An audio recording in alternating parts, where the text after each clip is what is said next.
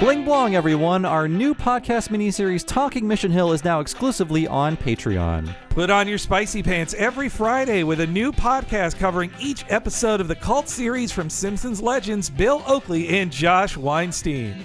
$5 subscribers at patreon.com/TalkingSimpsons can hear every episode, plus all of our previous miniseries about Futurama, King of the Hill, and The Critic.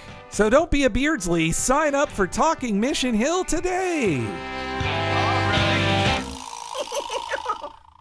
Cartoons from present and the past. Every week will be an animated bash. What a cartoon! What a cartoon! Maybe a short but mostly shows. We'll talk, we'll analyze, exploring as we go. What a cartoon! What a cartoon! What a cartoon! What a cartoon! Hello, everybody, and welcome to What a Cartoon, recorded in the Chafing Chasm. I am one of your hosts, the dung-coated vagabond Bob Mackey, and this is an audio exploration of every cartoon ever. Who is here with me today? Hey, it's Henry Gilbert, and I built a nice little hovel for myself. And today's episode is the Adult Swim pilot, Korgoth of Barbaria. They call him Corgoth. Okay, that's my line. And yes, today's pick is from a patron. Is that correct, Henry? Yes, this is from one of our premium patrons, Brian Hortin, who had a very easy reason for picking this.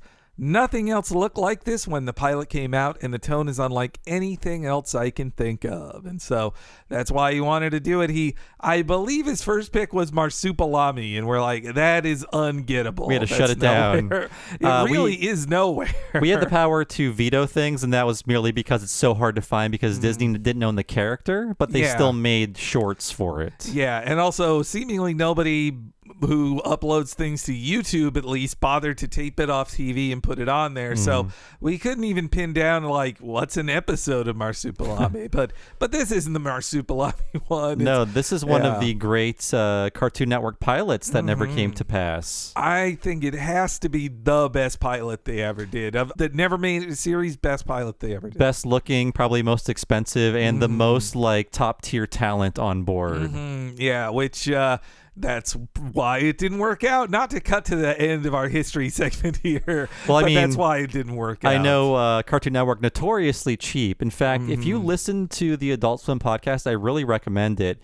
Old timers from the Cartoon Network days talk about how poorly they were treated, how little they were paid, even in the early Adult Swim days. I remember Dana Snyder was talking about getting like $200 per episode for Aqua Teen in the first few years. And then I think it was for like the Jiggle Billy episode. He was telling this anecdote where he was absolutely sick with the flu and laying down to record his lines because he thought they would fire him if he didn't perform. Oh my God. And of course we know about like C. Martin Croker and a lot of the people who were not treated very well by Cartoon Network. So they don't like spending money. They like making a lot of it.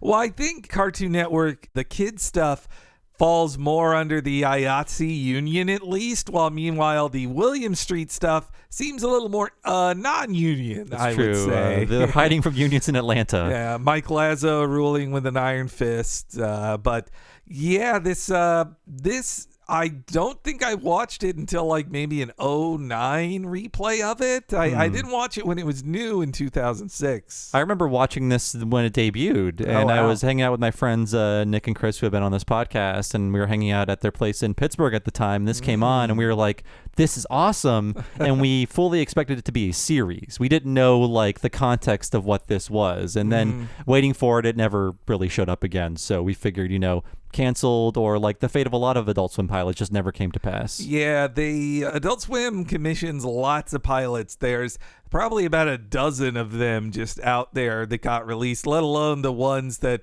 never even went farther than that never even got to be at full animation. The Groovians or Saddle Rash. I just remember all the very early ones that were actually made. Saddle Rash is the home movies, folks. That's right. Yeah, that's and also right. Welcome to Eltingville. Oh man, that also too well animated. Yeah. That one Eltingville short I bet cost like 17 Space Ghosts. They're like, we could pay for 1 million seasons of Space Ghosts with this money. And they get the ad rates the same no matter how much the show costs, so which way do you go with it if you're, a jerk? But also, what this is parodying is this kind of like muscular fantasy that's always felt older than us to me. Like, this was kind of retro fantasy. Like, the generation of nerds before us were in the 70s were super into this kind of, blood, babes, and blades kind of story. Yeah, my stepdad is a 70s nerd, and when my mom was dating him, I was looking at all of his comics, and there were so many Conan comics. I had no idea that there was like a Conan comic legacy as a little kid. I thought it was just like the Schwarzenegger movies. Oh, yeah. Those Conan comics. I know them a little bit just because I read every Marvel comic I could, so I knew of Conan and the many things that he inspired after that. Same with, like, I've seen Heavy Metal and, the Frank Frazetta style of these things, like Fire and Ice, that Frazetta Bakshi movie, also very of that era. And so it was bound that eventually somebody would do a parody of that era of stuff, but yeah, to me, I have different power fantasies as a dorky white guy than the dorky white guys that came before us who listened to Led Zeppelin all the time. Yeah, it's both a mockery of these masculine traits and values and also thinking they're very cool at the same time. Corgoth doesn't get mocked too much. It's honestly like, yeah, he's pretty awesome, this Korgoth guy. He's maybe a little stupid. It's all the bird-like animators drawing him, thinking, I wish I was him. I could pee anywhere I wanted. It'd be a power fantasy where every girl wants to be with you and you can murder whoever you want at any time. And yeah, also, this is just like, even if this isn't the style I'm into, this is probably the best animated thing that's ever been on Adult Swim. Yeah, like I knew the creator and then I stuck around for the credits because I was like, oh, I know all of these people and Jesus, this is like the highest tier talent in animation at the time and even now. For sure. It's too good for Adult Swim. Like, Venture Brothers is below this in standard quality, and it still looks very good for Adult Swim. Venture Brothers is actually a fairly inexpensive show to make, but the people who make it kill themselves to make it, and they make 10 episodes every 20 months. Yes, yeah. That's the amount of budget they're even given for that. And they're non-union. That's why Jackson Public and Doc Hammer are not just because they wanted to have, like, funny names for the show. It's because they are part of the Writers Guild and they can't write under their real names for a show that's non-union. But anyway, speaking of creators of things, why don't we talk about Aaron Springer? You might have heard about him in the SpongeBob movie podcast because he was one of like the 6 boarders on that, right? Yeah, and he's probably the funniest guy who ever worked on SpongeBob. I think I chatted a little with our friend Thad Komorowski about this because I figured he knew him a little bit since Springer is in the local orbit of the Spumco-ish type artist. And Thad was like, he's one of the greatest storyboarders and gagsmiths of his generation, right up there with Bob Camp and the late Chris Riccardi. Like, he is the best, and probably most of the jokes you like in original SpongeBob seasons were probably his funny drawings. And he's just a master cartoonist. I couldn't find too many SpongeBob scenes that online that were identifiably by Aaron Springer, but I feel pretty safe in assuming from one of my searches that the entire hungover SpongeBob stuff from the movie is Aaron Springer. There's some real Korgoth faces in that scene. Mr. Krabs. Like, the Aaron Springer's art style, now that I can identify it, I'm like, oh, I've seen this a million times. It's another one of those missing links in your childhood or teen years into 20s where you realize, oh, all these funny drawings were by the same person. That's why it was so good. So Aaron Springer, born in 1973 in Pennsylvania, a fan of comics and cartoons, quickly started drawing himself. He identifies many of his influential comic artists on him were Frank Frazetta, but also Sergio Aragone. As you watch this, it's like this is Aragone's meets Frazetta. Oh, I never thought about that, but it's so true. Just the character design in general. Yeah. But though he also points out a few lesser known, at least in the U.S., folks like experimental artist Von Bode and Shigeru Mizuki, the yokai professor, who he did the Kitaro series, the Gege no Kitaro, which once you see it, you're like, oh, I have kind of seen that. But that Mizuki artist who just recently passed away, he, like, any reason you like Pokemon or whatever is because he drew cute, creepy drawings of yokai in the 60s, and every person loved them. That guy's interesting too, Mizuki, because he was a contemporary of Tezuka and Ishinomori, and he did a whole cartoon about how he met them a few times at industry functions. They'd both be like, I've been up for 2 days drawing, I got to do it. And he's like, I sleep 10 hours a night. You have to sleep. That's why he lived to 93. They were just like, oh, I wish I had the free time to do that. And then the punchline of the comic strip is Mizuki going like, I lived into my 90s. They died in 60s. Like, so there you go. But yeah, so Springer, when I saw pics of him from his youth, I definitely get the feel of the type of stoner nerd who loves heavy metal and comics like Conan.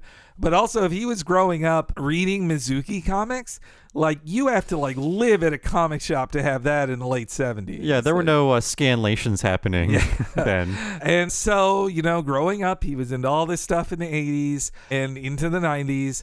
1994, he started attending Cal Arts, where he would eventually get a bachelor's degree majoring in animation, story, and design. And his first professional experience was a summer internship on Cats Don't Dance that was set up by Brad Bird, because Brad Bird really liked his portfolio and just put him on a summer internship. And like many of the artists of his generation in Cal Arts that came right after the cable tune boom, he did fall into the orbit of John Kricfalusi. Insert the deadly organ music here. Yes, yeah. I mean, yes, he sucks. John Kay, he's a talented cartoonist and animator and whatever you want to call him, but he's also very good at finding super talented young people and exploiting them. And a lot of really good people pass through his dark dominion. Yeah. He's a great eye for talent, but also most of the stories of him being a good eye for talent is using them either through, the man mostly sounds like they just get an abusive, domineering, awful workplace, and it's even worse for any women, the rare woman who came into John Kay's orbit. Yeah, for the men, he gets to be their bad father. For the women, he gets to be their bad boyfriends. Ugh, God, but it's all online, people. Yeah, but so John Kay definitely did have kind of a mentorship thing going with Aaron Springer. In 1995 at Cal Arts, for one of his student projects, Aaron Springer did a short with John Kay. Like, John Kay's a voice in it. And even he, in this old interview on a GeoCities website I found, Aaron Springer's like, oh yeah, I wanted to do a Spumco cartoon. So it really is a Spumco cartoon. And this cartoon is Baby's New Formula, which wowie zowie, 1995 was a long time ago. It's a different time. I say fun drawings in that. It all is kind of like heading towards one joke that I saw coming, no pun intended. Oh, God. But not safe for work. No, not safe for work at all. And if you don't like hearing John Kay's abusive dad voice, it's also not fun. It does have John Kay playing an abusive dad. Yes.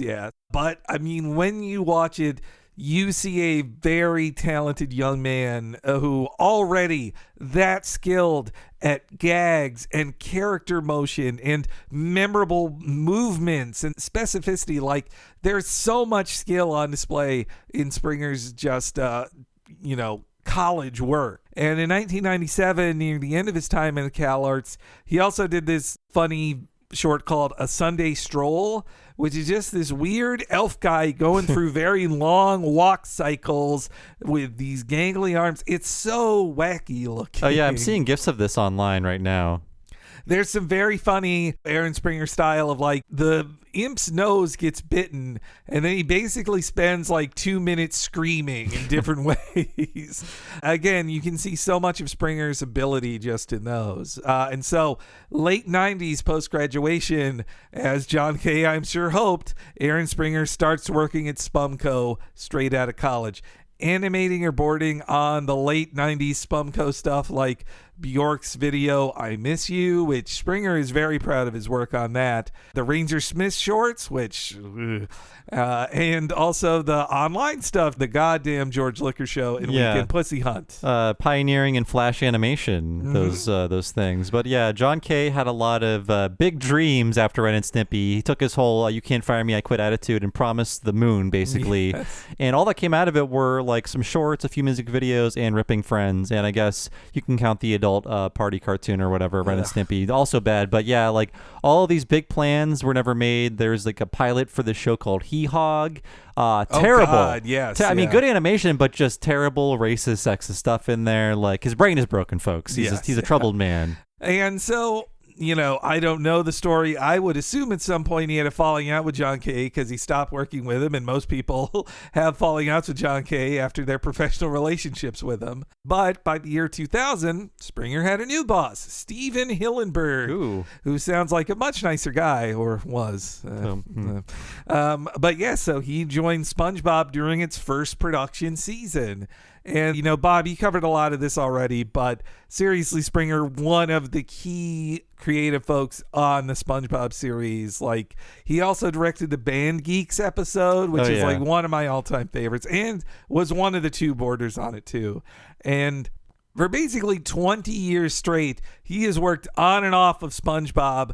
While I'm going to say all these other things he did, just know that between doing those other things, he's also like, well, I'll do a couple SpongeBobs here, another one there. He's always in and out of the SpongeBob radius. So 2002, Springer's career then takes him to Cartoon Network. He does a couple episodes of the newer Dexters and then starts working for Gennady Tartakovsky on Samurai Jack, which you can also see a lot of Samurai Jack and Korgoth as well. And on those Samurai Jacks in the second season, he's partnered with the Chris Riccardi. They are like the two of them boarding shows together. That is like storyboard all-stars right there. I did watch a lot of Samurai Jack, and now I want to revisit it. Is that on HBO Max right now? It is. Okay, good. Yes, Now that I know, like, I kind of just shrugged at it because I did that with a lot of things like Avatar. Like, why would I watch this? I have anime. I have real anime. Stop trying to be fake anime. But it was nothing like that at all. I watched 2 of the Riccardi Springer written episodes, and I also read an old interview with Riccardi where he's saying, like, some of my favorite stuff I ever did was the Samurai Jacks I did with Springer because they fit in so much comedy. Their episodes are, a couple of them are the jokey episodes. Like there's the one Scotsman? that's, I don't know if they did that one. The one I watched was their Alice in Wonderland one where Jack goes into a weird world chasing after a white rabbit that stole his sword. And they also did the one called The Duel, which is just Jack fighting Aku just for like 30 minutes straight. They finally agree to have a duel in the desert, and it's just a huge action set piece. It's really great. I now just want to rewatch every one of the Riccardi Springer ones. Yeah, listeners should visit our episode about Hermit Wren, the Ren and Stimpy episode that Chris Riccardi directed. We talk a lot about him. We talked about him right after he passed away last year in 2019. Also on that one, and he interviewed Riccardi before too, so he gave us a lot of insight. So he's working on Samurai Jack, and it's around this time that he's starting to actually pitch his own cartoons to Cartoon Network. And the first pilot pitch he did that actually got produced, it was supposed to originally be a 10-minute short, but instead Cartoon Network was like, we want snackable, downloadable content. So turn this 10 minutes into 5 2-minute things. And that's Periwinkle Around the World, which is really good. Like, I hadn't watched it until this time, basically because it's not anywhere. It's just uploaded on Vimeo, seemingly off of somebody's like personal reel because it's got a time code on the top of it. Okay. That's one of the things he's done I haven't seen yet. It's really cool. He will eventually work on those Paul Rudish Mickey Mouse shorts. These are basically those, except instead of starring Mickey, they star Periwinkle, a platypus who is touring the world. I like this character design. He's it's really very charming. great. Yeah, so many great comedy bits in there. Almost wordless, though Tom Kenny does a voice in it. Tom Kenny is a constant in Aaron Springer produced things. I guess when you hear that SpongeBob voice for 20 years, you need to just rope him into other things. I wonder if those guys are bros. I would think they at least must be kind of friendly. But yeah, so those Periwinkle shorts premiere in 2004, but for whatever reason, no more are produced. So that's, Aaron Springer just constantly trying to get his own series, and he just ends up having to work for other folks. It's really too bad. But so that was 2004. By 2005, Adult Swim has grown in its first 3 years, and it's now doing a much bigger budget type of shows in the style of Venture Brothers, proving that the show isn't just, barely animated stoner fuel. And we love the barely animated stoner fuel of Adult Swim, but it doesn't have to be that. No.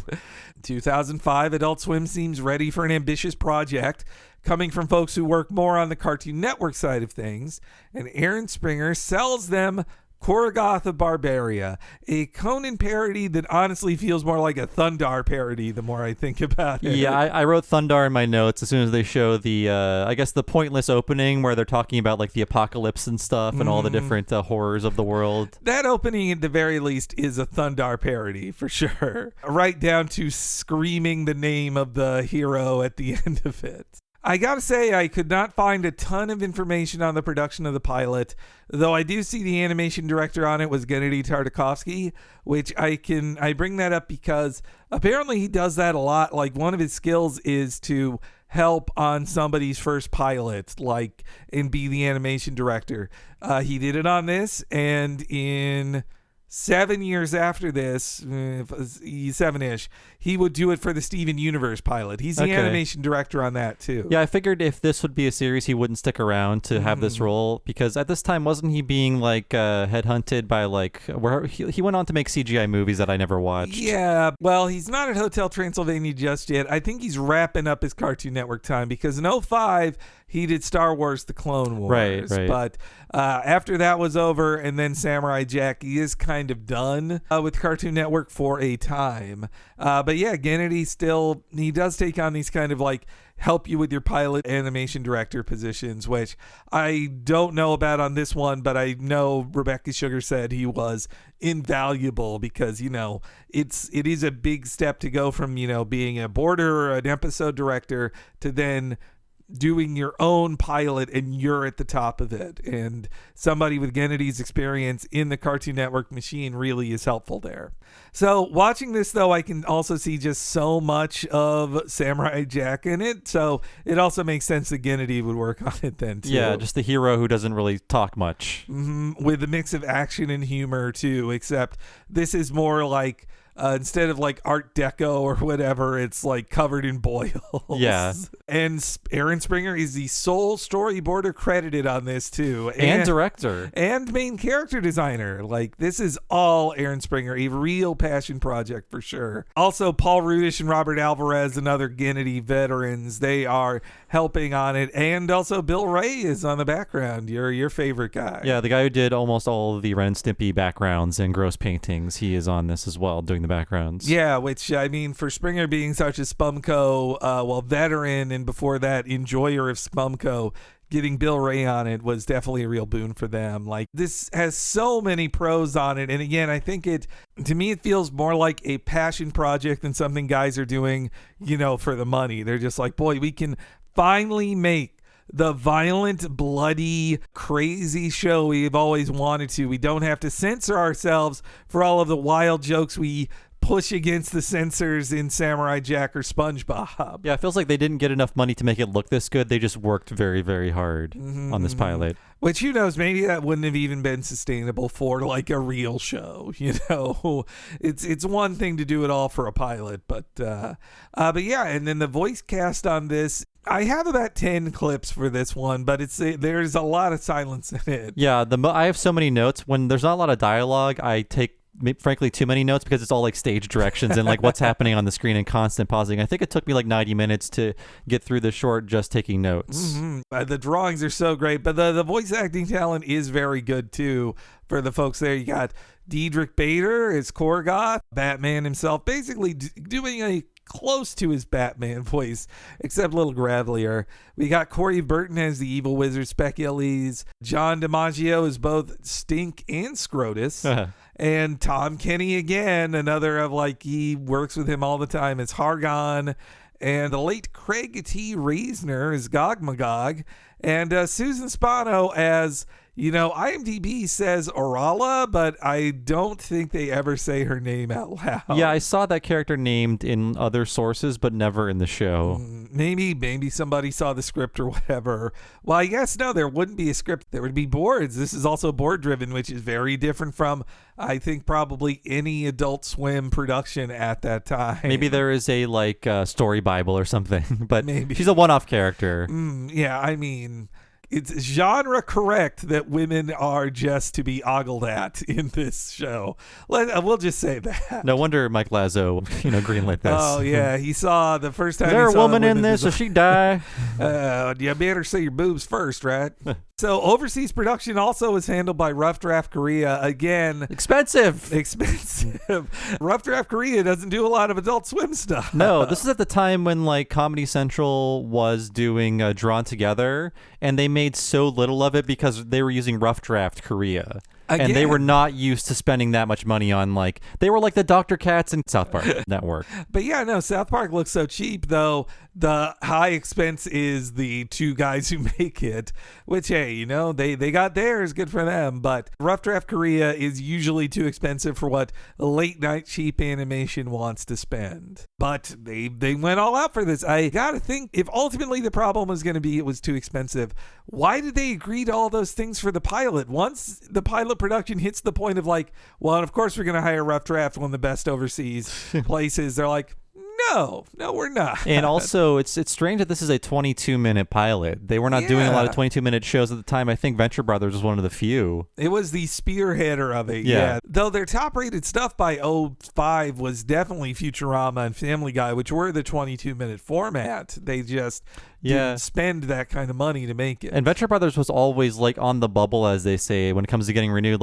It was this summer that the second season finally hit after 18 months. And then after that, it was just well, we're just waiting. We're going to wait and see. Yeah. It feels like it takes a long time to make, but also Cartoon Network waits so long to renew things, which is why there was such a long wait for new Rick and Morty as well. They have it right up to the edge. Even it's shocking that it still is their practice even today with Rick and Morty, where they're well, it is the highest rated thing we've ever done, but let's wait a little longer and see if we can get it cheaper. It feels like they're negging the creators. Your show's not that great. That's why Harmon and Roiland finally were if we're going to be renewed again, this is our last renewal. Renew 70 episodes of it and we'll just start. We're going to make a different Rick and Morty on Hulu, and you can't stop us. Yeah, so Corgoth premieres June 3rd, 2006.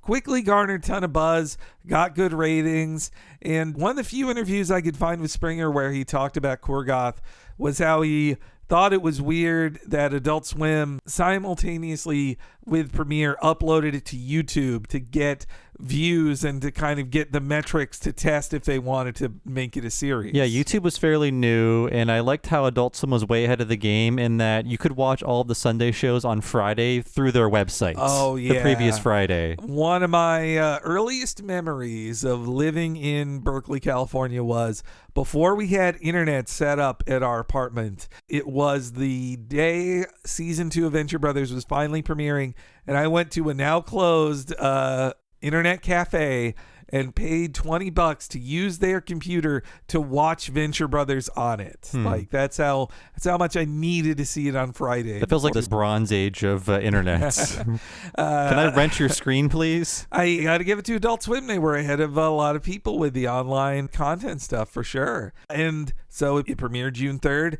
Just 2 weeks later, through one of their enigmatic bumpers, they announced that Corgoth has been picked up for a full series. Yay! Oh boy! And then the great silence began with almost no updates about it. I couldn't find anything where Springer talked about it. And in 2007, he went back to SpongeBob and started working on those again. I bet at like 3:45 a.m. on some random Thursday, one of those bumpers that is just text, like, spilled the beans, like, Corgoth is not happening. We're very sorry. That is correct. Oh my God! Yeah. I did not look at Henry's notes. But my joke came true. Sorry.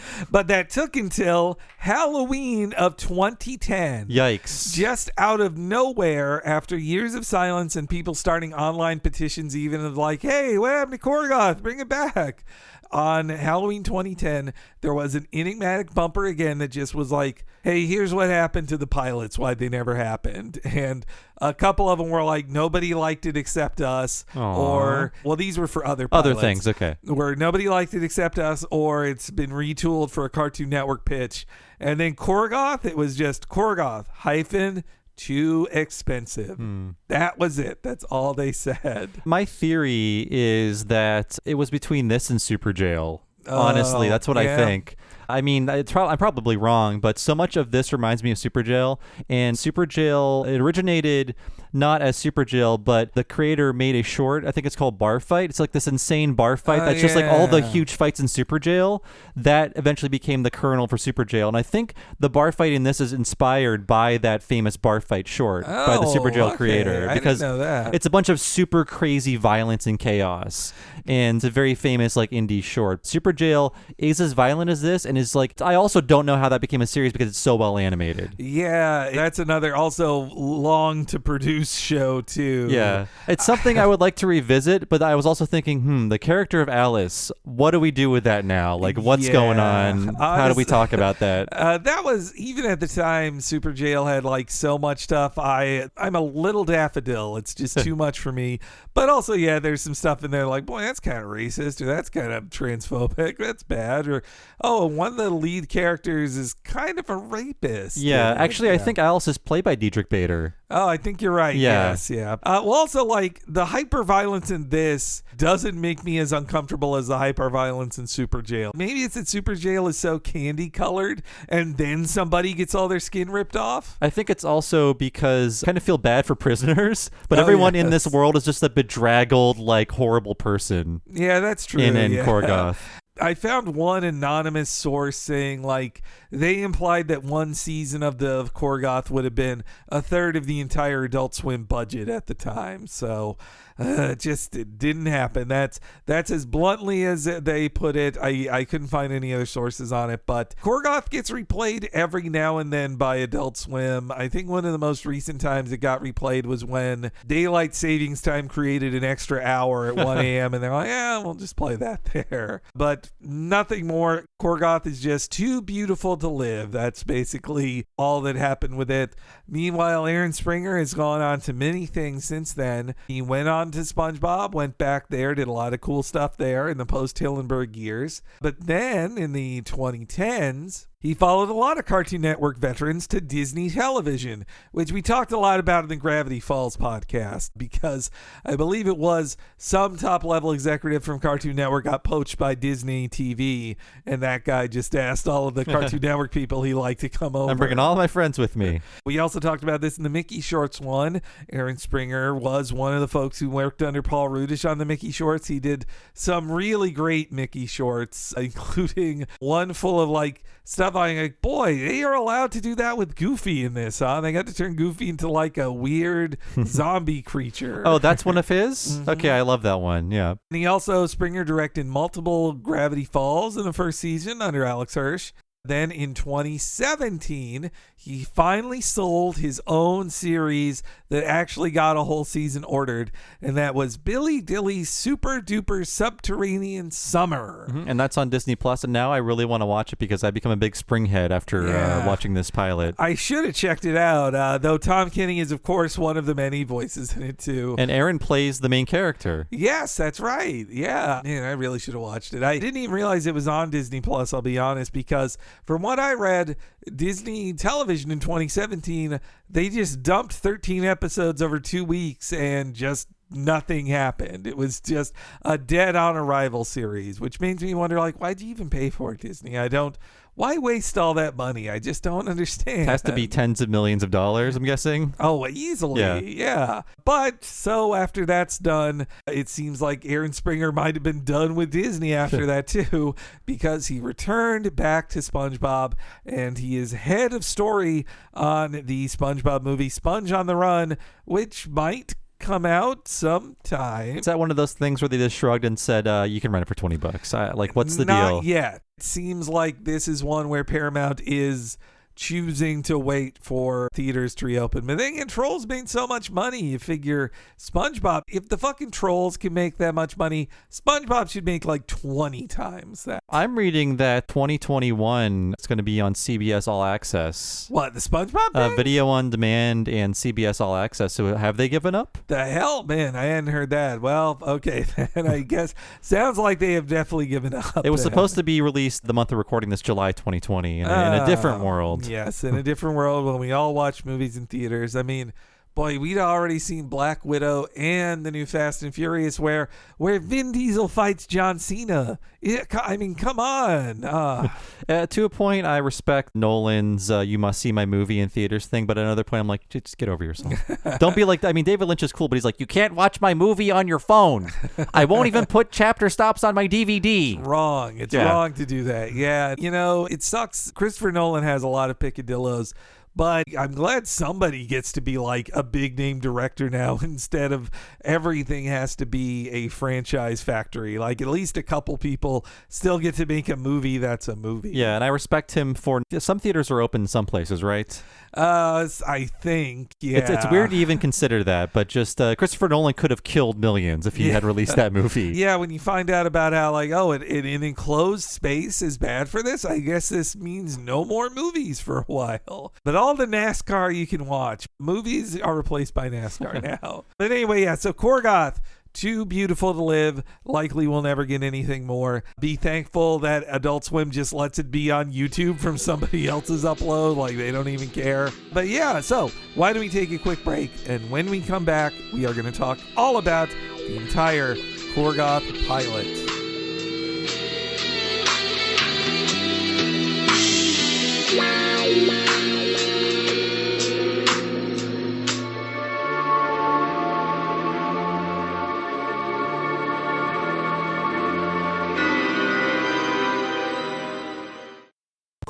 On All Hallows Eve, Adult Swim brings out the dead.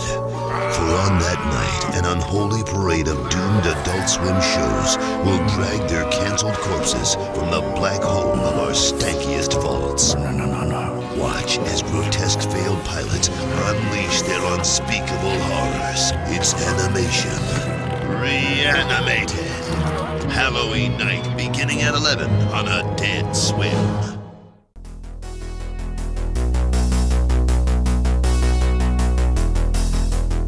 Hey everybody, welcome to The Break. It's Henry Gilbert, though maybe you didn't recognize me because I chose to cover myself in pigeon dung. And hey, it's me, Bob Mackey. I'm looking up vacantly from a giant mug of grog. And welcome to this old break here. And we're doing Corgoth this week because of the support of premium patron Brian Hortin. And if you'd like to support us just like Brian, you should check out patreon.com/TalkingSimpsons. That's right. If you sign up at patreon.com/TalkingSimpsons for just $5 a month, you'll get access to all of these shows 1 week at a time and ad-free, and also access to everything behind the $5 paywall. You will immediately get everything we made behind that paywall for the past 3 years upon signing up, and that includes all of our limited miniseries to date. Those have been Talking Critic, Talking Futurama, Talking of the Hill, Talking Mission Hill, and there will be a new one right around the corner just for $5 patrons. There's over 100 bonus episodes waiting for you behind the $5 paywall, and you can access it all immediately by signing up at patreon.com/TalkingSimpsons. And there is a $10 level as well. If you sign up for that, you get all the $5 stuff, but also access to one mega-long podcast once a month that is just for patrons of that level or higher. That's correct. It is the What a Cartoon Movie podcast. If you're a listener on the free feed, you've probably heard our extended previews where we go through some of the history. But if you'd like to hear the often over 4 hours long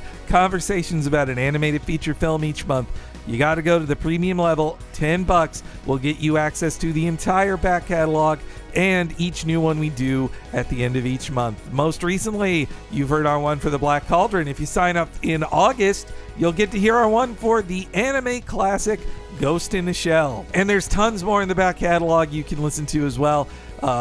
This year we did Space Jam. Previously we've done Aladdin, a Goofy movie, Akira, and a real diverse line of cartoons that we have done, and you can hear all of them if you sign up for $10 a month or up your pledge from $5 to $10 a month.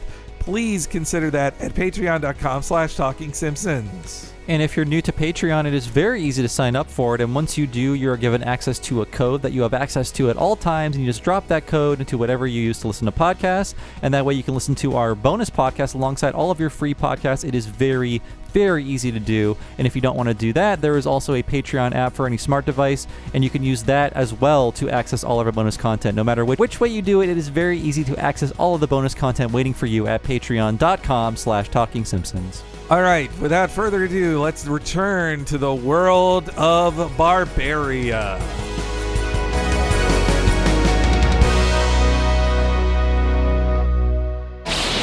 The great cities have risen and fallen. Civilization's grip on mankind has grown weak and arthritic. Dark forces seek to renew forgotten covenants, and primordial beasts reclaim the wilderness. Out of the frozen north, a man emerges. A man of a barbaric age, whose merciless savagery may be the only key to his survival. They call him Corgoth.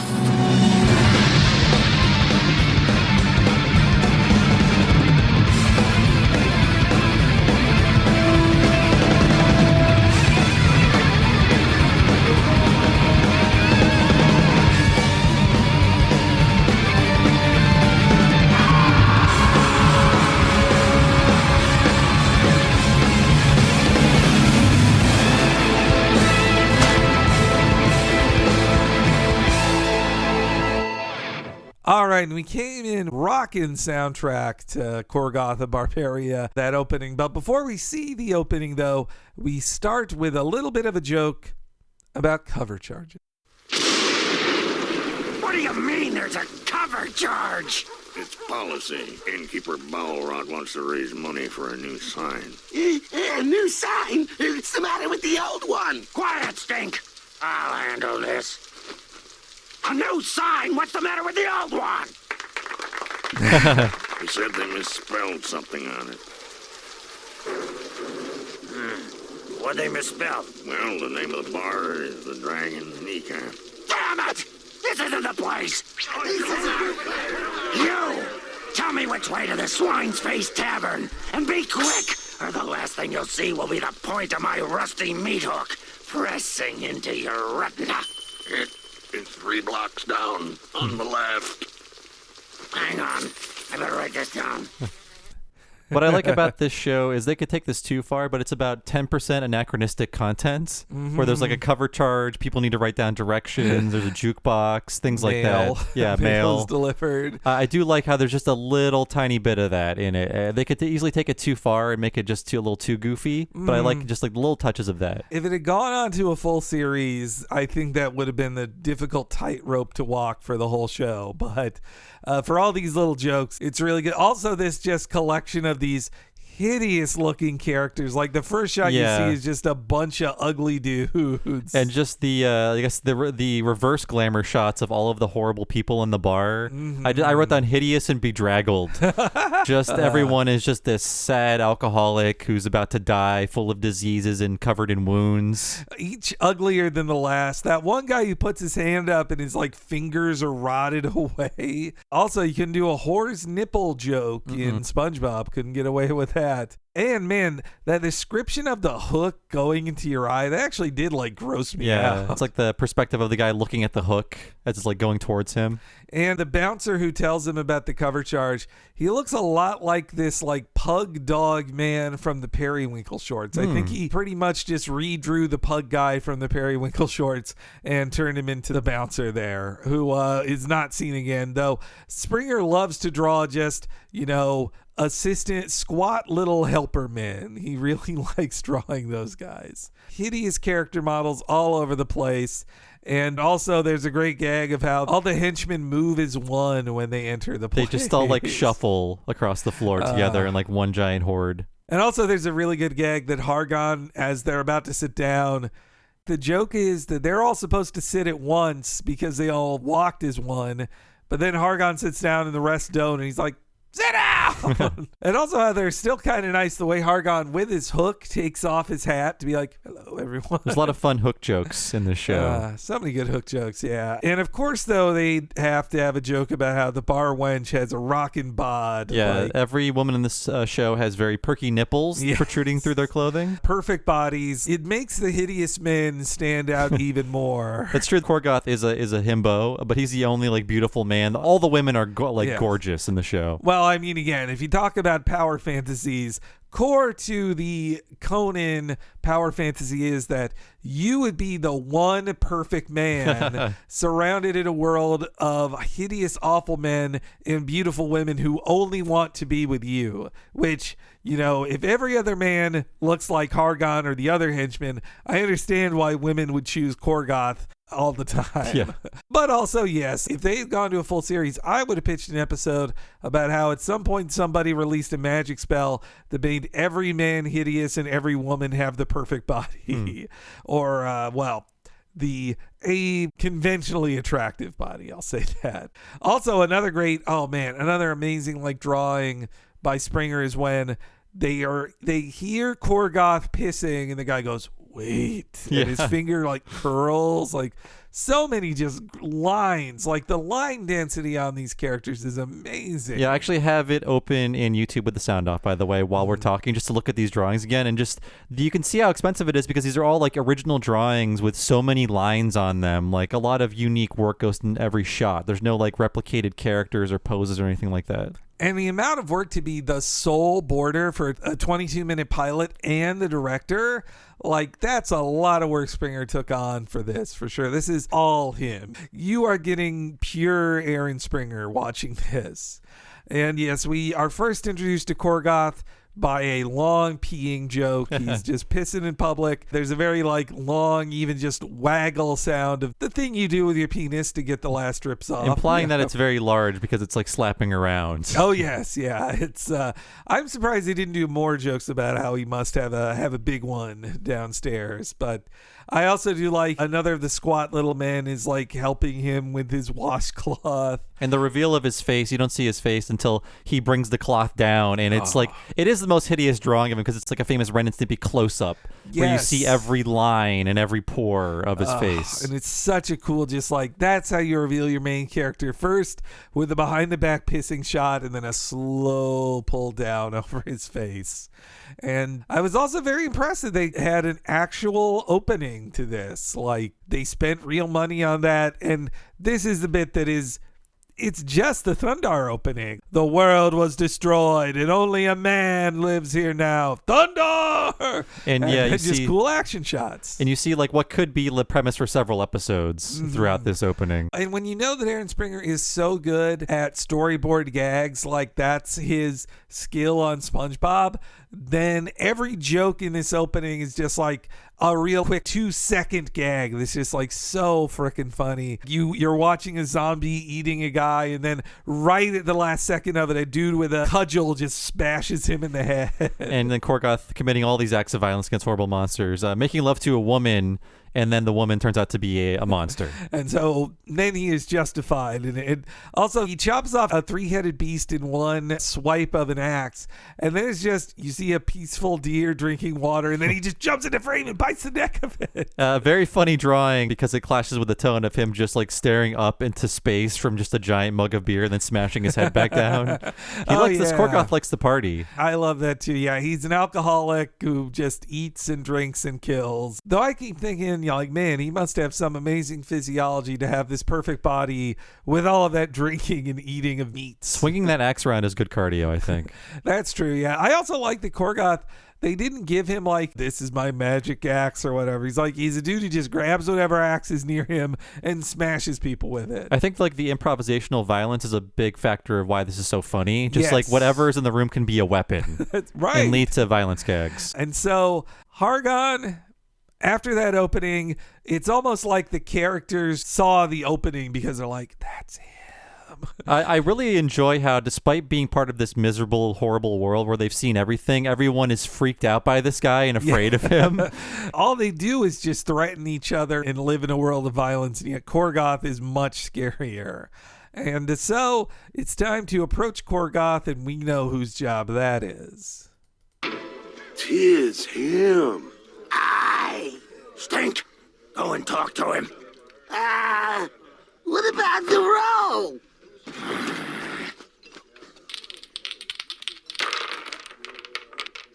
9? 9 is, Stink. He always wins. Good boy.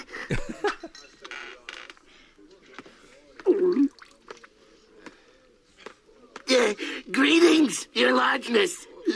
Sir, you are the one known as Corgoth, are you not?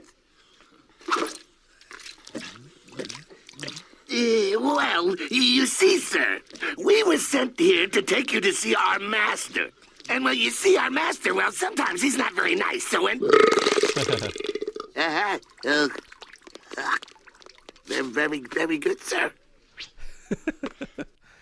I wanted all that because John DiMaggio makes some great DiMaggio sounds. It's perfect that he's in this D&D world when he is a D&D nerd. And that's right. The noise you heard is them rolling a die to see what the guy would do, and all except for the most the hard, like the 24, the critical hit or whatever, is he has to do what they tell him to do. Yeah, stink is every result, and then the one other result is roll again, which just means it'll be stink after a second roll.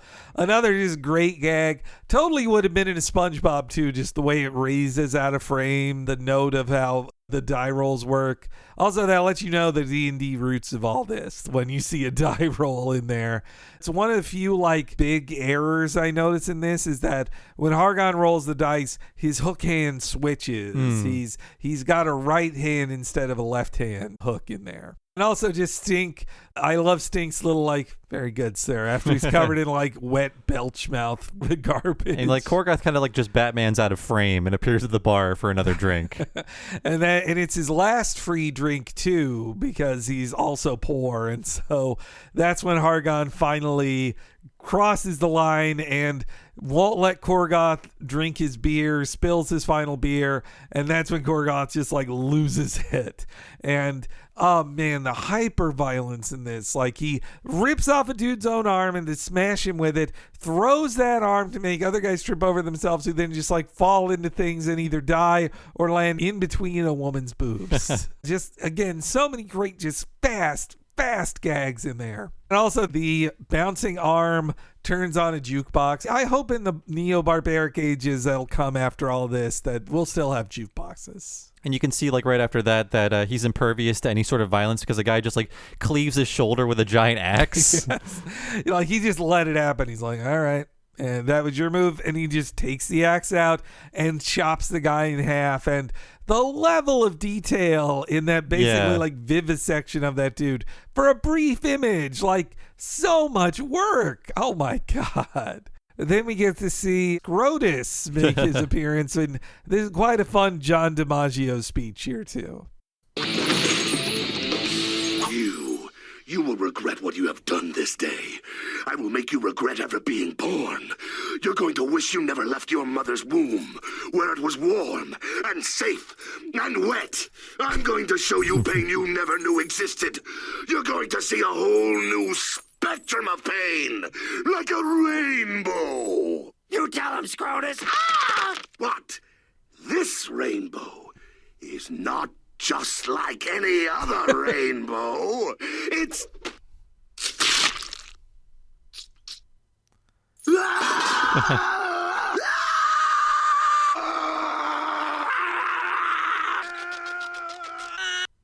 Yeah, so he gets his basically skin ripped off down the front of him because Korgoth grabs his like top knot or whatever and just peels his skin down. Rips it down, yeah. And then just cuts between all the characters screaming, including the guy who got split down the middle and the guy who's still between breasts. That's the muffled screaming at the end there. Yeah. I also like that once Scrotus starts screaming, all the other characters realize, like, oh, I need to scream too. I'm actually in horrible pain. And also, like, that long speech of regret by DiMaggio is so funny, especially because when you're watching it, you know something horrible is about to happen to him, and you're just waiting, like, when is Corgoth gonna get tired of hearing him speak and kill him in some way?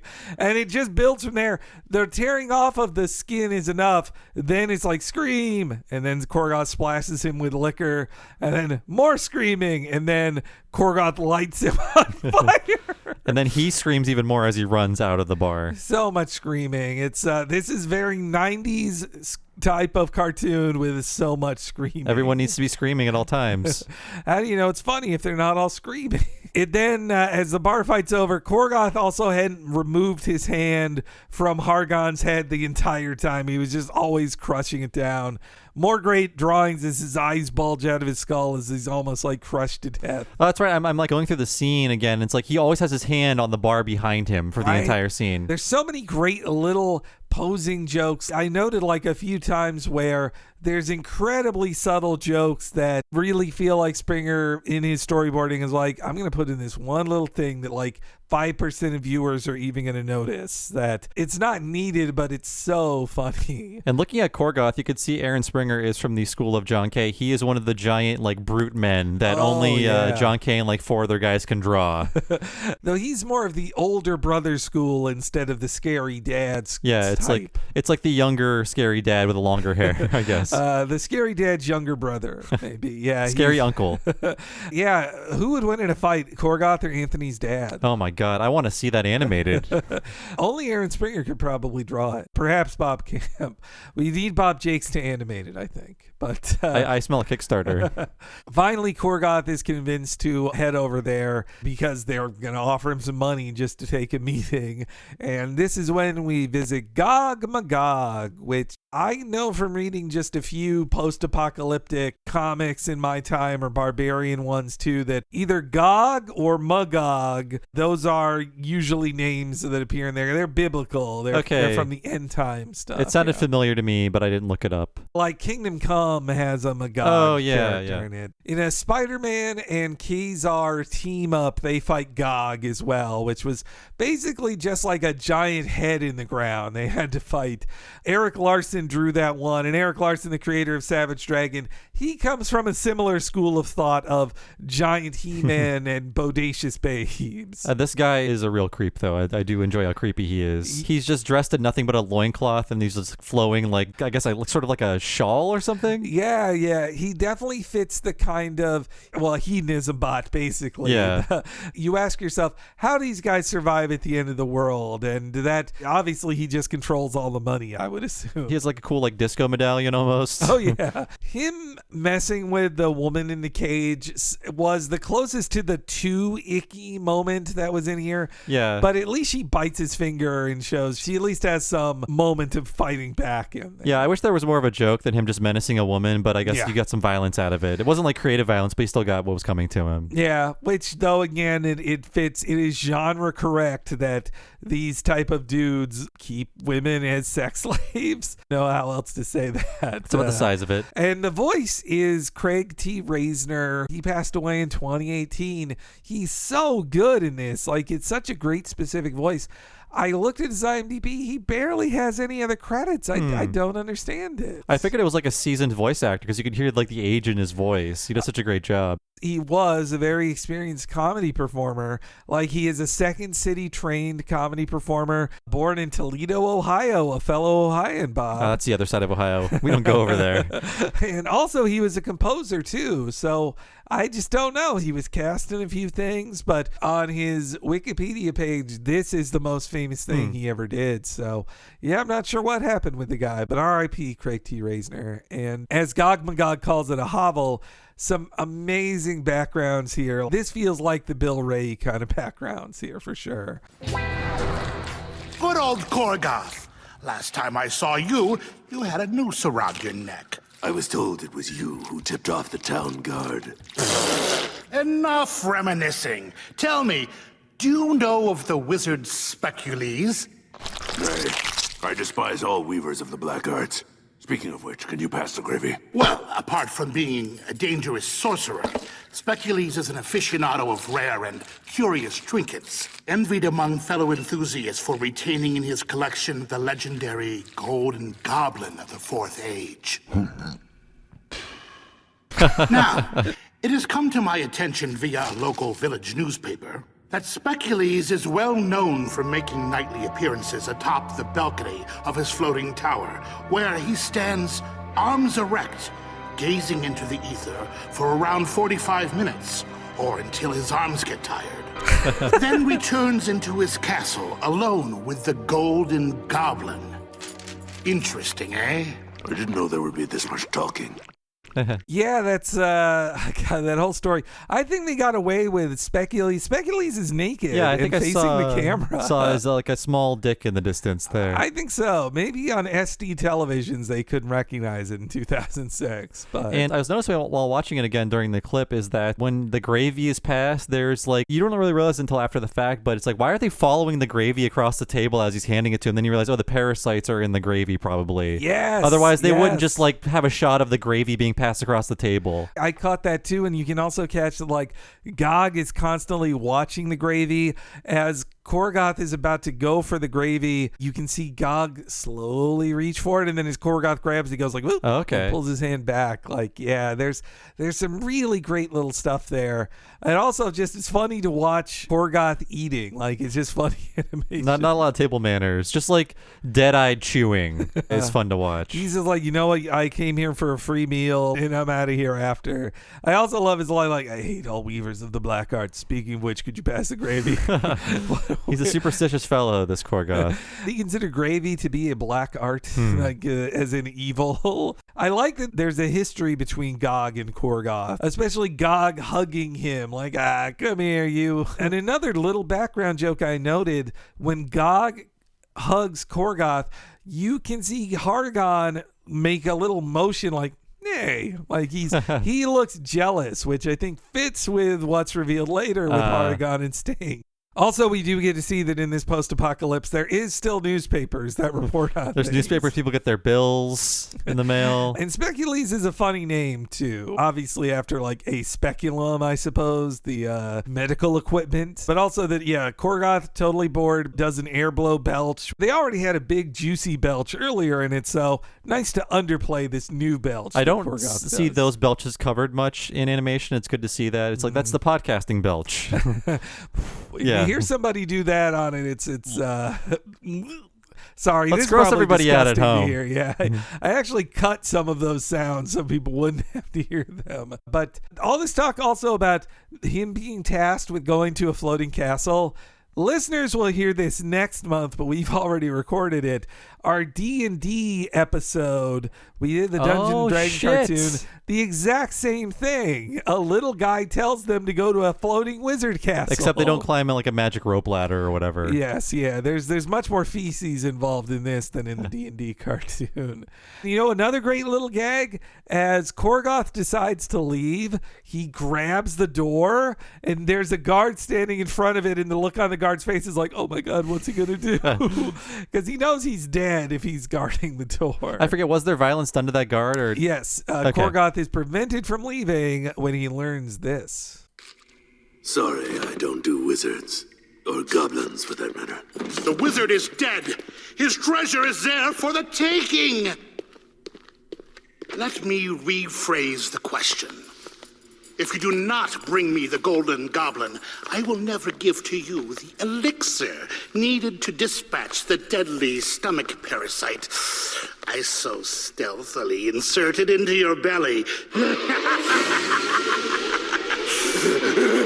We got you. Kill me, and you will never obtain the elixir. It's one of a kind, and only I know its location. Make haste, Corgoth. The golden goblin awaits, and my rent is nearly due.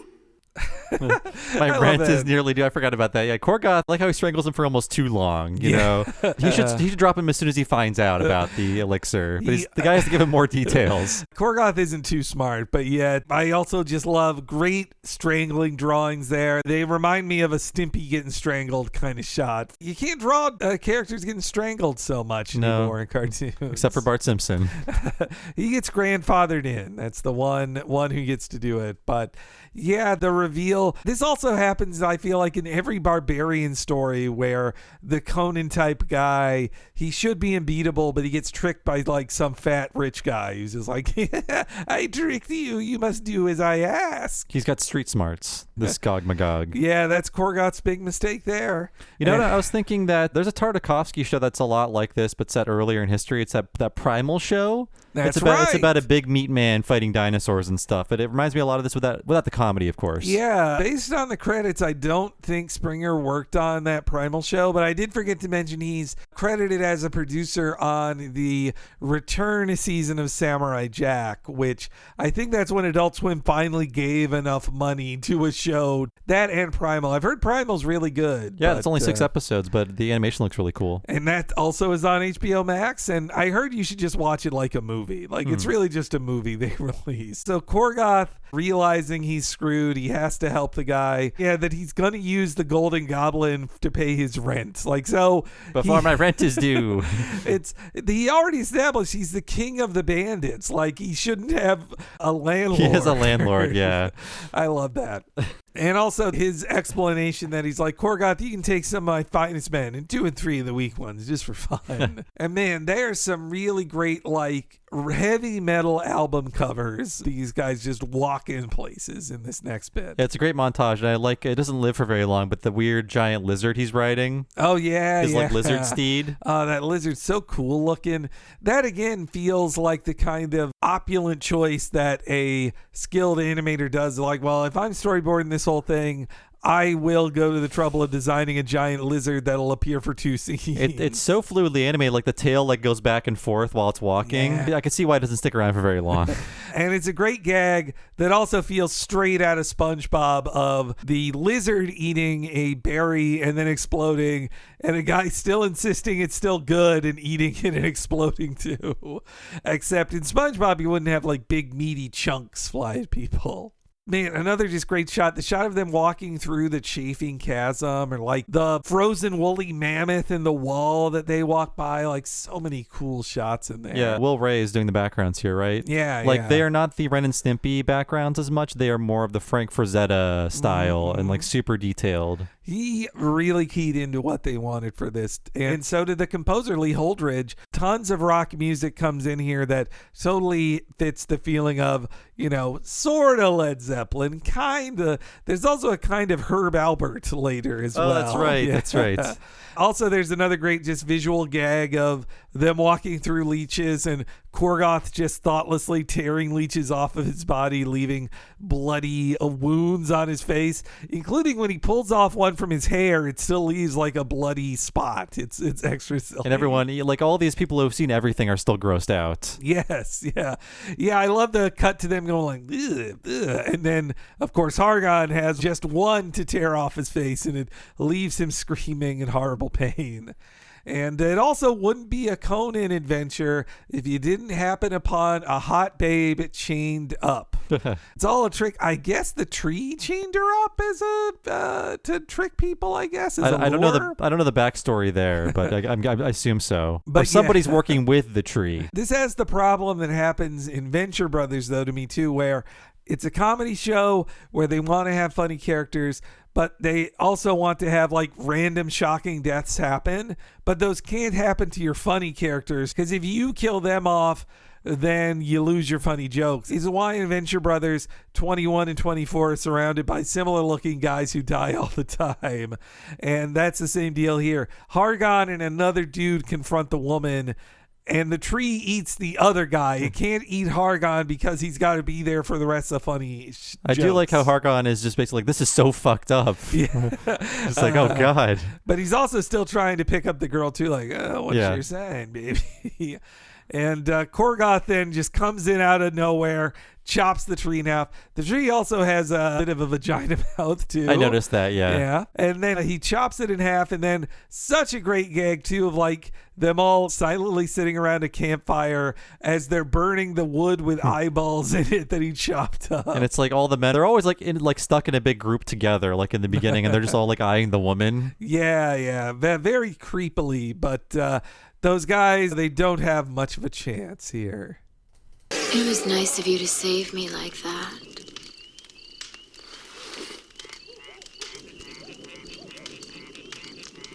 Oh, sure! Saving is my specialty, isn't it, boys?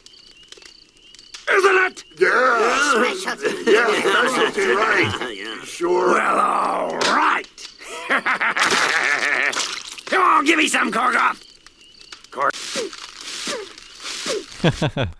It goes on longer than that. It's really good Foley on love-making sounds. Yes, you just see a bush moving. Yeah, just you can hear the like, foop, foop, like shocking. They honestly got away with that. But yeah, it also wouldn't be a barbarian-style adventure if he didn't get laid at least once in the story. Otherwise, how do you know this guy is not the coolest if you can't get sex? Also, like, what are her choices, too? Like, you have the perfect man and then a bunch of freak men. You found the only non-creep in this world. There's also a great little gag of them doing high tens, except Hargon pokes his hook through. Yeah. And Corgoth, though, he also doesn't seem that into having sex. When she hits on him, it then humorously cuts to his like just kind of blank face. Yeah, he's like looking back and forth between the men and her. I'm surprised he didn't just do it right in front of them and not even give a crap. But again, I guess he has some modesty. I figured he's like, you guys would like this too much. You can't see it. And then there's a great extra gag that when it comes back, he's walking with her hand in hand, like just to know like with their boyfriend and girlfriend now. Ever so briefly. For the next 40 minutes of their lives, I guess. Yeah. It also is, again, very fitting in Conan world that, like, once you conquest a babe in those, then the babe has to die for dramatic purposes. Also, like James Bond, too. Oh, yeah, you're right. Most of these sexist tropes are in most male wish fulfillment fantasies, for sure. Also, as they arrive at the floating castle, another little great gag where Corgoth is like, hey, we're here. Hargon then goes like, we made it. And he puts his hook on the girl's shoulder. Yeah. And she looks down at it like, what are you doing? You disgust me. He still thinks he's got a chance. He's like, you know what? They maybe are together, but they'll break up. It'll be time for Hargon to swoop in. And there's a little joke here that I don't think is executed perfectly, but it's a perspective gag that you think they're looking at regular sized pigeons, and then they climb down the side of the mountain and they are actually giant pigeons. I think it's because I knew the joke that it didn't really work on me, because I knew that they're going to ride giant pigeons. What do you think of all this pigeon work here, Bob? I know you're a bird fan. It's actually very accurate to how pigeons move. So I was like, especially when the pigeon just like sits down, it's very impressive because I've seen pigeons sunning themselves on like pavement. In the way they're just like empty eyes, like very good. The jokes are way funnier because they are realistic pigeons instead of like cartoony pigeons. Yeah, when you get up close to them, it's just like very detailed pigeon drawings. And there's bird violence, but it's not as bad as the other violence in the show. So it doesn't really bother me. The birds get off pretty easy in this. Birds do more violence than violence is done to birds. I just like how easily that one guy falls apart when the bird just pecks him once. One peck, actually, I have that clip here. You clumsy oaf.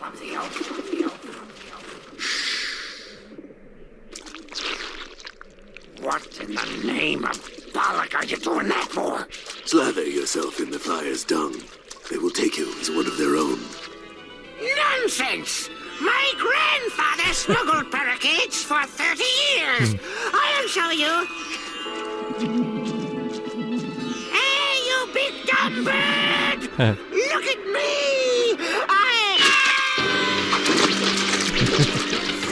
They'll immediately start putting shit all over their body. So his strategy is say, hey, you big dumb bird, look at me. You big dumb bird! So great. Every voice is just so great. And it's like... The years have not been kind to any of these men in their local tubes. And it makes them stand out from Corgoth's like... And it's a very specific choice they make to not show the girl cover herself in shit. That is true, yeah. Which the comedy would be they all have to do it, but it feels like a choice made to like, well, no, she's hot. She would be less hot if she was covered in bird shit, so we're not going to animate that. Who are we making this for? And then there's some fun bit of them just like all flying on the birds together. And there's another little joke of like, as they're flying fast, Stink and Hargon are on the same bird, and Stink like hugs him for protection, which again is, I feel, is teasing the reveal that's going to come after this. And so, yes, they arrive at the flying castle. Korgon breaks in the door and steps in the mail. I love that there's delivered mail sitting on the floor in this time, even. I'm looking at the shot of them all at the castle, and I should have been like counting. Are they accurately reflecting all the men who died on this trip? Oh, man, I should have been because counting what there were too. 12 or something at first. Yeah, I think, yeah. Now there are only 4, not counting the woman that arrived there. You know, that number doesn't fully make sense because they definitely, dude exploded, the one that gets eaten by the tree, and then the one that pecked to death by the bird. There's only 3 of them died as far as I recall. Maybe more like drowned in the leech lake. There's some off-screen deaths. I also like there's a little gag of when they land, one of the guys in the background tells to his bird like, stay. They bust in. Corgoth gives the warning that isn't listened to of like, even in death, a wizard is not to be trusted. I like how much he hates wizards. I would wish if the show continued, we'd find out why he hates wizards so much. The wizards are just like the rich jerks of this world. Like, people get to be wizards because they own all the cool stuff. And these guys get to vacation in this world. There's a cruise. Yeah, there's a single ladies cruise. I wonder if they could reveal like, oh, only the poor people live this kind of life down here. The future life you all expected exists for other people elsewhere. Yeah, I also just love the gag of like when Specules comes home, he opens the door to see a bunch of dudes covered in bird shit robbing his house. But why was Specules gone for so long? God darn arthritis. What's this now? Bills.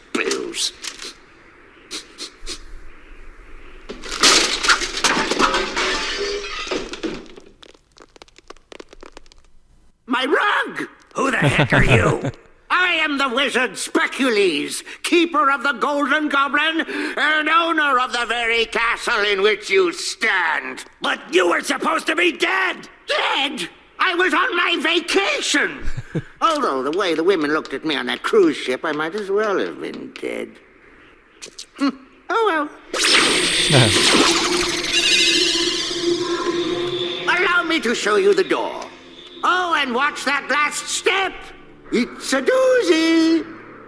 I love any cartoon that says, watch the last step, it's a doozy. Always funny. And also that not only did Specules tell that guy to jump off his house, but also to do like a cool toe touch dive, a jackknife dive, I guess. Some sort of like cool trick in the air. Yeah. I also like in his design, he's this weird old man in like pantaloons, no shirt, a giant collar, and his mind control glasses, they're attached to a gold chain. He doesn't always wear them. Yeah, I guess all these powerful men in this world are just so hedonistic, like walking around with no shirt on and like just a loincloth. Mm-hmm. Maybe it's saying like, oh, in the future, if you're one of the few survivors who has all that stuff, you wouldn't care about any type of modesty or civility, I think. He is pretty in shape, though. He's not really a saggy old man. He's got like muscles and stuff, though. Oh, I'd love to have that body when I'm like 70 for sure. Yeah, so Specules, you think he's just going to kill all the guys, but first he makes a guy jump off. I love the animation of the two guys stabbing each other after just like mindlessly, yeah. And then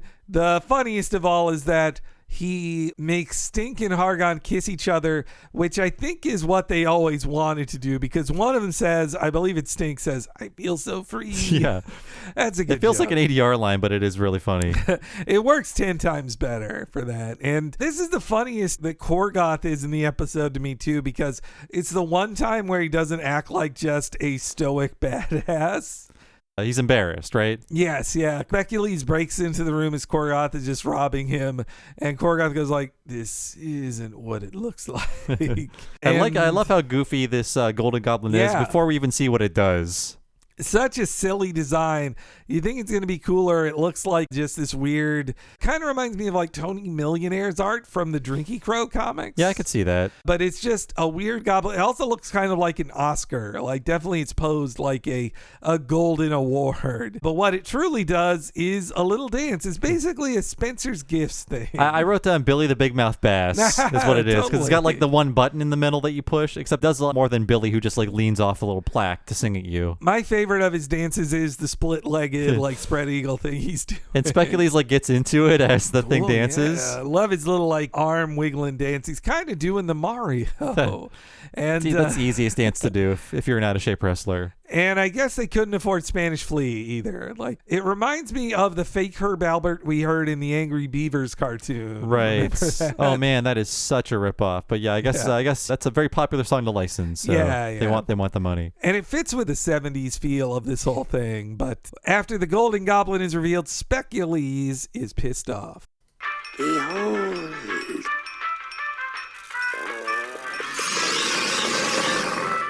I think I hear my mother calling. Hold it! Congratulations. Of all the imbeciles I have ever been forced to come in contact with, you, a dung-coated vagabond, have managed to arouse my ire far more than any other. A sin for which the only penance can be a hideous death at the hands of Specules. You'll see.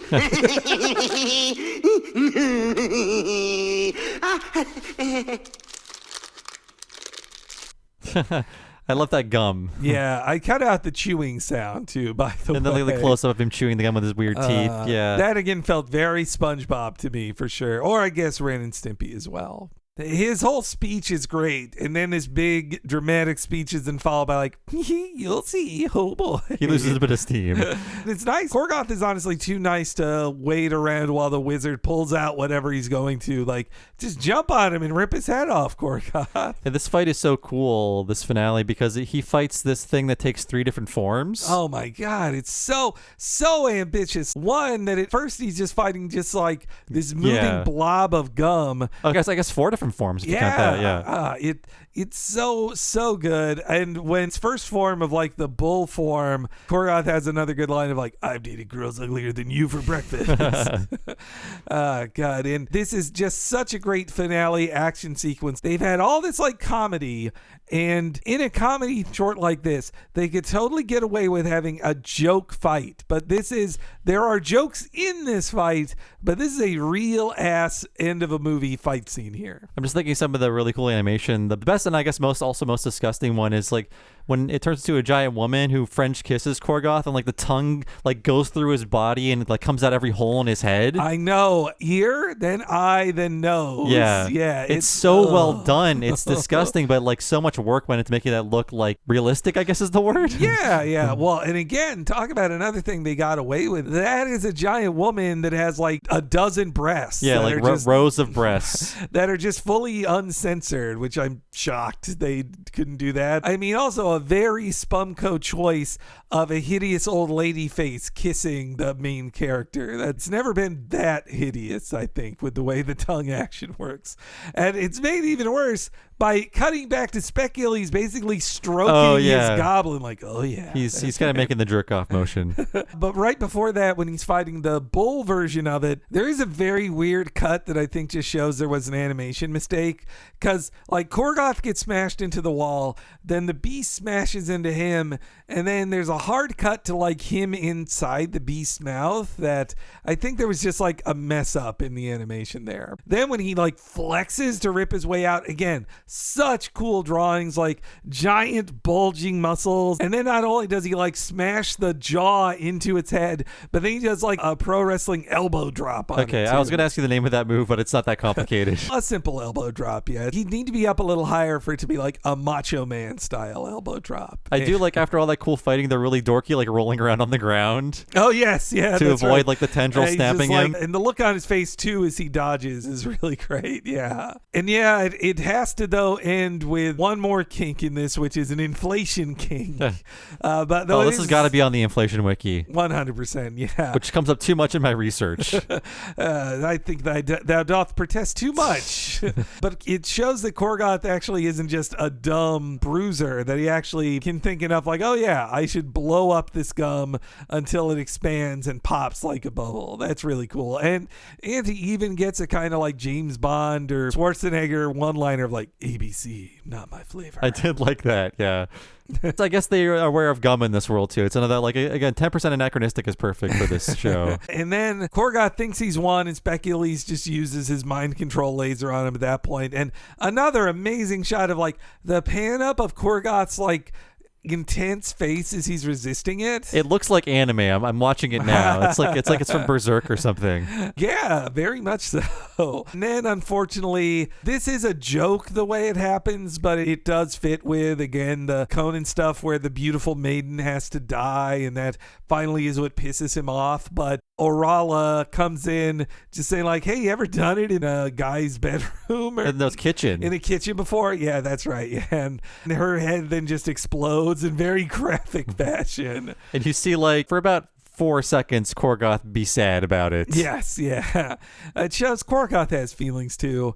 And I love that he just grabs the perfect way to kill him of smashing the candelabra with 2 eye-pointed candles in it through his skull. But of course, Specules is not so easily killed as he reveals that he, I guess, transferred his body to the woman, and then his old man head is revealed on the hot lady's bod. What are they referencing when he flies away up into the air and kind of like skirts off to the side? That looks like a reference to something specific. Yeah. Just the way he flies off and freezes and then like kind of like does this weird effect where he like zooms to the side and fades away. Yeah, you're right. I can't place it, but unless it's just an animation error, it feels too specific. I have a feeling I've seen this in some superhero thing or something, but maybe one of our listeners would know. Yeah, please let us know. I would like to think that if the show had continued, Specules would be a recurring villain, but he'd always be in that woman's body from then on. Like, it feels like they're setting up relationships between him and Gog Magog as like these two different forces in his life. Yeah, they kill off so many characters in this, but if you killed off either of these guys, then you're not setting up your recurring cast on the show. You're just setting up Corgoth, which, that's not very cost effective on a character design standpoint. Specules is defeated, but not without great cost by Corgoth. The Corgoth then has to head back home. Corgoth! The wizard's back! What flavor gum is that? I'll cut you. Oh, gimme! The antidote. Of course. You always were good at remembering.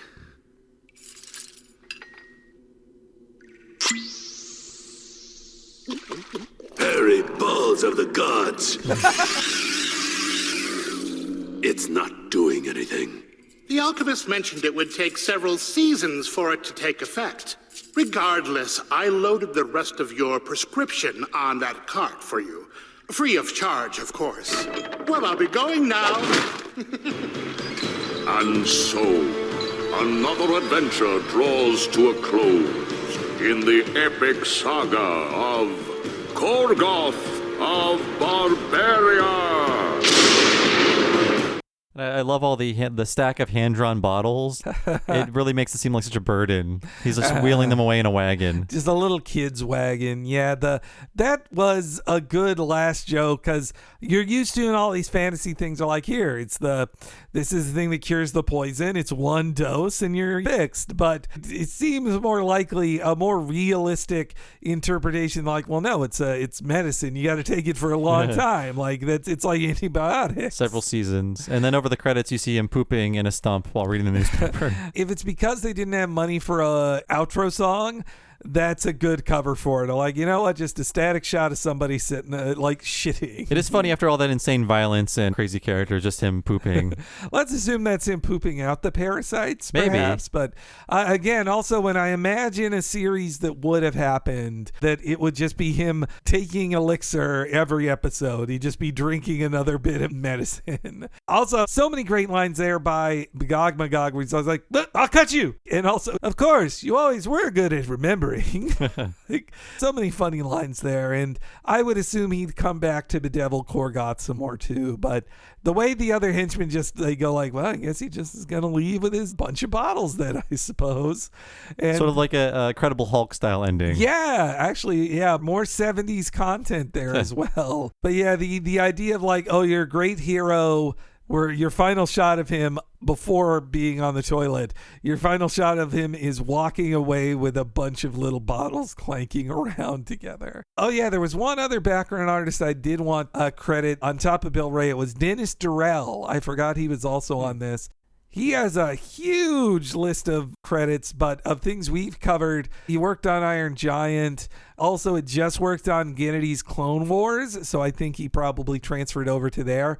His career is amazing. Like, he has over 40 years of work, going as far back as Speed Buggy. Wow. And he has a credit on a 2019 SpongeBob episode. So perhaps Aaron Springer took him on to that. Who knows? But yeah, just wanted to mention him real quick there. Man, that ending. This is so funny. It's funny in a way that's different from Venture Brothers or Aqua Teen. All these ones that come from the script page, and it's a lot of just comedy through dialogue. There's some really funny dialogue in this, but so much of the comedy comes through what could only be storyboarded. Yeah, I was pausing so much on all these great unique drawings, and I forgot how good this was because I think I just watched it once when it aired, and then just when it was not a thing, I was just like, well, that's a shame, and I moved on. But yeah, it's online. I recommend watching it because it's only 20 minutes and one of the best non-picked up pilots there is out there for animation. Yeah, I think just period animation. It's right up there with the Pride of the X-Men special we watched so long ago. But,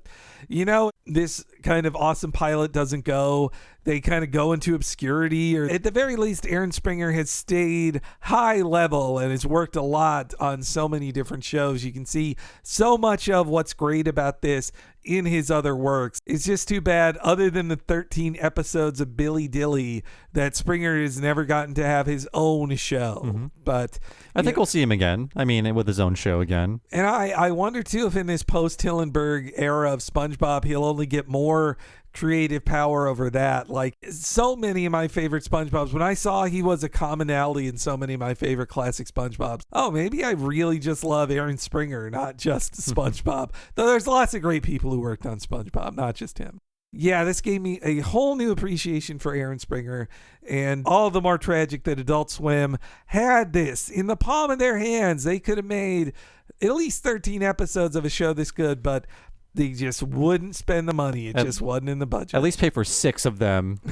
It's the year 2006. There's no recession yet. Totally, yeah. Why was Time Warner being so stingy? Put this on HBO Max along with put every Adult Swim show on HBO Max, or I will cancel my account. Where's Solve the Moment? I want to watch that again. Well, it's only 7 shows you get to have, Bob. But not even the 7. I guess they are some of the best ones, but still. Some of, but not the. Yeah, I do want to watch all 40 episodes of Saul. That's one of the cheapest things they ever made with Saul the Moment, and it's very funny. It is very funny, yeah. Yeah, I just love that they made like a, not just in the style of a Sid and Marty Krofft show, but also of the copious amount of material they get in the Sid and Marty Krofft show too. Same budget, yeah. Yeah, but I'll wrap up by saying thank you to Brian Hortin for picking out this subject for us. Mm-hmm. It was really fun to go back to Corgoth and appreciate all the work of Aaron Springer.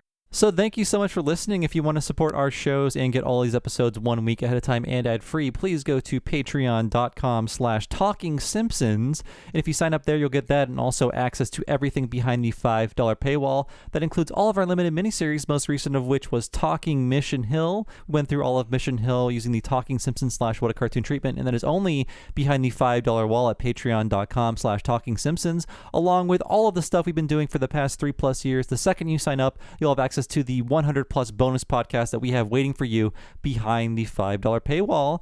And also, if you sign up for $10, you get all of the $5 stuff plus access to one extra long podcast once a month that is just for patrons of that level or higher.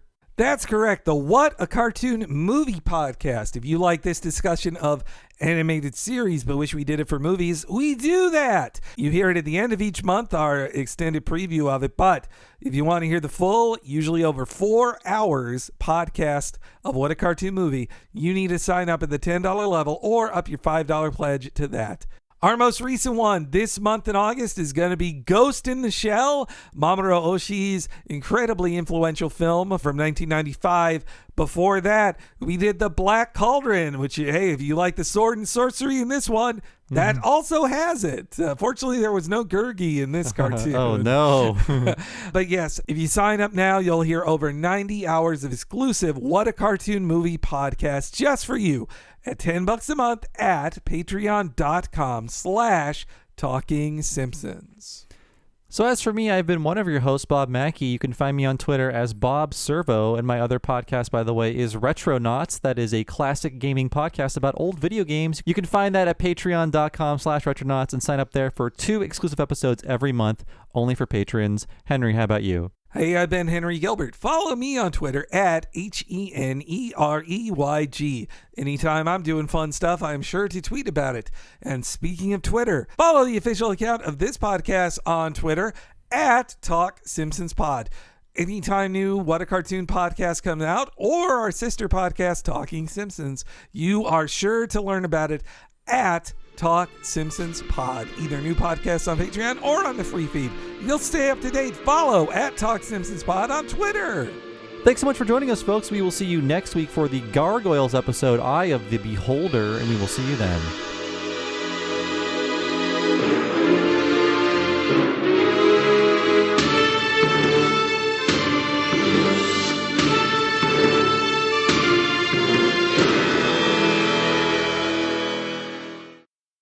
Oh, the Korgoth! You made it! Gog Magog, I had a rotten feeling you were behind this. And by rotten, I'm assuming you mean pleasurable. Nice hovel you've made for yourself. Well, as the Baron of Thieves, I have appearances to uphold. Come here, you.